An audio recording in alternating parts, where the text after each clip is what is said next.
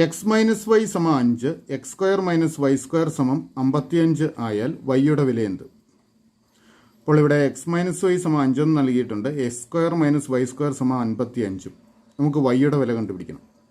നമുക്കിവിടെ തുടങ്ങണം. X square minus Y സ്ക്വയറിൽ തുടങ്ങണം. ഓർക്കുക, X square minus Y square സമം എക്സ് പ്ലസ് വൈ ഗുണം എക്സ് മൈനസ് വൈ ആണ്. ഇത് ഒരു സർവ്വസമവാക്യം അഥവാ ഐഡൻറ്റിറ്റിയാണ്. X square minus Y square സമം എക്സ് പ്ലസ് വൈ ഗുണം എക്സ് മൈനസ് വൈ. അപ്പോൾ X square minus Y square സമം 55 ആയതുകൊണ്ട് നമുക്ക് എക്സ് പ്ലസ് വൈ ഗുണം എക്സ് മൈനസ് വൈ സമം 55 എന്ന് എടുക്കാം. എക്സ് പ്ലസ് വൈ ഗുണം എക്സ് മൈനസ് വൈ സമം 55. ഇതിൽ എക്സ് മൈനസ് വൈയുടെ വില നമുക്കറിയാം, 5 ആണ്. അപ്പോൾ എക്സ് പ്ലസ് വൈ ഗുണം 5 സമം 55 എന്ന് വരും. അപ്പോൾ ഇതിൽ നിന്ന് നമുക്ക് എക്സ് പ്ലസ് വൈയുടെ വില കാണാമല്ലോ. എക്സ് പ്ലസ് വൈ സമം 55/5 ആണ്. എക്സ് പ്ലസ് വൈ 5 കൊണ്ട് ഗുണിക്കുമ്പോൾ 55 കിട്ടും. അപ്പോൾ എക്സ് പ്ലസ് വൈ സമം 55/5, അതായത് 11 വരും. അപ്പോൾ എക്സ് പ്ലസ് വൈയുടെ വിലയും എക്സ് മൈനസ് വൈയുടെ വിലയും നമുക്ക് കിട്ടി. എക്സ് പ്ലസ് വൈ സമം 11 എക്സ് മൈനസ് വൈ സമം 5 ആണ്. ഇവിടെ ഒരിടത്ത് പ്ലസ് വൈയും ഒരിടത്ത് മൈനസ് വൈയും ആണ്. അതുകൊണ്ട് ഈ രണ്ട് ഇക്വേഷൻസ് കൂട്ടിയാൽ വൈ ഇല്ലാതായിക്കോളും. അപ്പോൾ ഇത് തമ്മിൽ കൂട്ടുന്നു. എക്സും എക്സും കൂടെ കൂട്ടുമ്പോൾ 2x, വൈ പ്ലസ് വൈയും മൈനസ് വൈയും കൂടെ കൂട്ടി അത് ക്യാൻസലായി. സമം 11 5 16. 2x 16 ആണെങ്കിൽ എക്സ് എത്ര വരും? 16ൻ്റെ പകുതി 8 എന്ന് കിട്ടും. ഇനി എക്സ് 8 ആണെങ്കിൽ ഇവിടെ നമുക്ക് എക്സ് പ്ലസ് വൈ 11 ആണ്. അപ്പോൾ എക്സ് 8 ആണെങ്കിൽ വൈ എത്ര വരണം? 8നോട് 3 കൂട്ടിയാലാണ് 11 വരുന്നത്. അപ്പോൾ വൈ സമം 3 എന്ന് കിട്ടും. ശരി ഉത്തരം ഓപ്ഷൻ ബി 3. ഒരു സംഖ്യയും അതിൻ്റെ 5/3 ഭാഗവും തമ്മിലുള്ള വ്യത്യാസം 50 ആയാൽ സംഖ്യ ഏത്? ഇവിടെ ഒരു സംഖ്യയും അതിൻ്റെ 5/3 ഭാഗവും തമ്മിലുള്ള വ്യത്യാസം 50 എന്ന് നൽകിയിട്ടുണ്ട്. നമുക്ക് ആ സംഖ്യ കണ്ടുപിടിക്കണം. നമുക്കറിയില്ലാത്ത ആ സംഖ്യ എക്സ് എന്നെടുക്കാം. അങ്ങനെയാണെങ്കിൽ അതിൻ്റെ 5/3 ഭാഗമോ? എക്സിൻ്റെ 5/3 ഭാഗം കാണണമെങ്കിൽ എക്സ് ഗുണം 5/3 എന്ന് എഴുതണം. അത് നമുക്ക് 5/3 എക്സ് എന്നാണ് നമ്മൾ സാധാരണയായിട്ട് എഴുതാറുള്ളത്. അപ്പോൾ എക്സും 5/3 എക്സും തമ്മിലുള്ള വ്യത്യാസം 50 ആണെന്ന് നൽകിയിരിക്കുന്നു. അപ്പോൾ അതിനെ ഒരു ഇക്വേഷൻ ആക്കിയാൽ എക്സ് മൈനസ് 5/3 എക്സ് സമം 50 എന്ന് വരും. ഇനി ഇത് സോൾവ് ചെയ്ത് വേണം എക്സിൻ്റെ വാല്യൂ കണ്ടുപിടിക്കാൻ. നോക്കുക, ഈ രണ്ട് പദങ്ങളിൽ എക്സ് കോമൺ ആണല്ലോ. അപ്പോൾ എക്സിനെ നമുക്ക് പൊതുവായിട്ട് എടുക്കാം. അതായത് എക്സ് ഇൻറ്റു ഇവിടെ 1 മതി മൈനസ് ഇവിടെ 5/3. എക്സ് ഇൻറ്റു 1 മൈനസ് 5/3 സമം 50 എന്ന് വരും. അപ്പോൾ എക്സ് ഗുണം ഈ 1 മൈനസ് 5/3 നമുക്ക് 1-ൽ നിന്ന് 5/3 കുറയ്ക്കണം.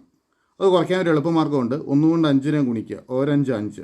അതിൽ നിന്ന് ഇവിടെ അംശമായ 3 കുറയ്ക്കുക. അപ്പോൾ 5 5ൽ നിന്ന് 3 കുറച്ച് കഴിഞ്ഞാൽ 2.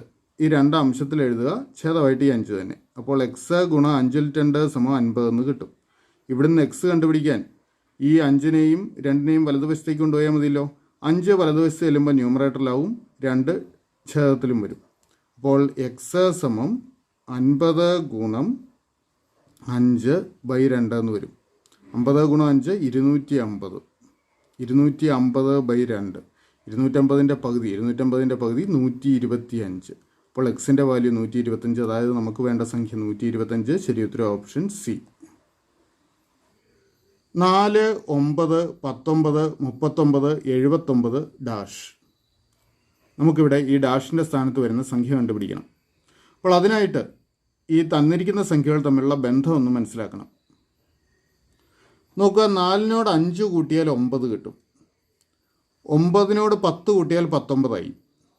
19 20 ആണ് 39. 19നോട് 20 കൂട്ടണം. 39ഉം 40ഉം കൂടെ കൂട്ടുമ്പോൾ 79 ആയി. അപ്പോൾ ഇവിടെ കൂട്ടിയിരിക്കുന്ന സംഖ്യ നോക്കുക. ആദ്യം 5 കൂട്ടി, പിന്നെ 10, അടുത്തത് 20, അടുത്തത് 40. അതായത് കൂട്ടിയിരിക്കുന്ന സംഖ്യകൾ ഓരോ തവണയും ഇരട്ടിയാക്കുകയാണ് ചെയ്യുന്നത്. 5 10, 10ൻ്റെ ഇരട്ടി 20, 20ൻ്റെ ഇരട്ടി 40. അപ്പോൾ അടുത്ത് ചെയ്യേണ്ടത് 40ൻ്റെ ഇരട്ടി 80 കൂട്ടണം. അപ്പോൾ 79നോട് കൂടി 80 കൂട്ടുക. 79ൻ്റെ കൂടെ 80 കൂട്ടിയാൽ 159 എന്ന് വരും. അപ്പോൾ അടുത്ത സംഖ്യ 159 ആണ്. ശരി ഉത്തരം ഓപ്ഷൻ ബി. ഒരു മട്ടത്രികോണത്തിൻ്റെ കർണം 1 2 മീറ്ററും മറ്റൊരു വശം 2 മീറ്ററും ആയാൽ അതിൻ്റെ ചുറ്റളവ് എന്ത്? ഇവിടെ ഒരു മട്ടത്രികോണത്തിൻ്റെ കർണം 1.5 മീറ്ററും മറ്റൊരു വശം 1/2 മീറ്ററും ആണെന്ന് നൽകിയിരിക്കുന്നു. അതിൻ്റെ ചുറ്റളവ് കണ്ടുപിടിക്കണം. അപ്പോൾ ചുറ്റളവ് കണ്ടുപിടിക്കണമെങ്കിൽ 3 വശത്തിൻ്റെയും നീളം നമുക്ക് കണ്ടുപിടിക്കണം. നോക്കുക, ഇപ്പോൾ ഇവിടെ നൽകിയിരിക്കുന്നത് ഈ മട്ടത്രികോണത്തിൻ്റെ കർണത്തിൻ്റെയും മറ്റൊരു വശത്തിൻ്റെയും മാത്രമാണ്. കർണമാണ് മട്ടത്രികോണത്തിലെ ഏറ്റവും നീളം കൂടിയ വശം. അപ്പോൾ അതിൻ്റെ നീളം 1.5 മീറ്ററാണ്. ഇനി മറ്റൊരു വശം 1/2 മീറ്റർ നൽകിയിട്ടുണ്ട്. നമുക്ക് ഈ വശത്തിന് 1/2 മീറ്റർ എന്ന് കൊടുക്കാം. അങ്ങനെയാണെങ്കിൽ ഈ വശത്തിൻ്റെ നീളം കൂടെ കണ്ടുപിടിച്ചാൽ മാത്രമേ നമുക്ക് ചുറ്റളവ് കണ്ടുപിടിക്കാൻ പറ്റുള്ളൂ. ഇതിൻ്റെ നീളം L എന്ന് എടുത്തു കഴിഞ്ഞാൽ ഓർക്കുക, പൈതഗോറസ് തിയറം ഉണ്ട് മട്ടത്രികോണത്തിൻ്റെ വശങ്ങളുടെ നീളങ്ങളുമായിട്ട് ബന്ധപ്പെട്ട്. അത് ഇതാണ് പറയുന്നത്. ഇത് നമുക്ക് ഈ രണ്ട് വശങ്ങൾ ലംബവശങ്ങളാണ്. അപ്പോൾ ഈ രണ്ട് വശങ്ങളുടെ വർഗ്ഗങ്ങളുടെ തുക എന്ന് പറയുന്നത് കർണത്തിൻ്റെ വർഗ്ഗത്തിനോട് തുല്യമായിരിക്കും. അപ്പോൾ ഈ രണ്ട് വശങ്ങളുടെ വർഗ്ഗം എന്ന് പറയുമ്പോൾ L² അധികം ഈ വശത്തിൻ്റെ നീളം 2/1. അപ്പോൾ 2/1 സ്ക്വയർ സമം ഈ കർണത്തിൻ്റെ നീളത്തിൻ്റെ വർഗ്ഗം 1 2/1 സ്ക്വയർ, അല്ലെങ്കിൽ L² അധികം 2/1 സ്ക്വയർ സമം. നമുക്ക് സൗകര്യത്തിനായിട്ട് ഈ 1 2/1 നമുക്ക് രൂപമാറ്റം വരുത്താം. ഈ 1 കൊണ്ട് 2നെ ഗുണിക്കുക, 1 2 2, അതിനോട് അംശം കൂട്ടുക, 2 1 3. അപ്പോൾ 3 അംശം ഛേദം 2 ഇതിൻ്റെ സ്ക്വയർ. അപ്പോൾ ഇവിടെ നിന്ന് നമുക്ക് Lൻ്റെ വാല്യൂ കണ്ടുപിടിക്കണം. അപ്പോൾ L² സമം ഈ 2/1 സ്ക്വയറിനെ വലതുവശത്തേക്ക് കൊണ്ടുപോകാം. അപ്പോൾ 2/3 സ്ക്വയർ ന്യൂനം 2/1 സ്ക്വയർ.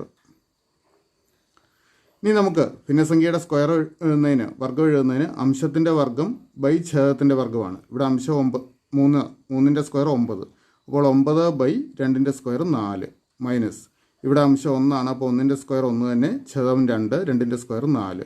അപ്പോൾ ഛേദം രണ്ടിടത്തും തുല്യമാണ്, അതുകൊണ്ട് നേരിട്ട് കുറച്ചാൽ മതി. 9ൽ നിന്ന് 1 കുറച്ചാൽ 8, ഛേദമായിട്ട് 4 തന്നെ. 8നെ 4 കൊണ്ട് ഹരിച്ചാൽ 2.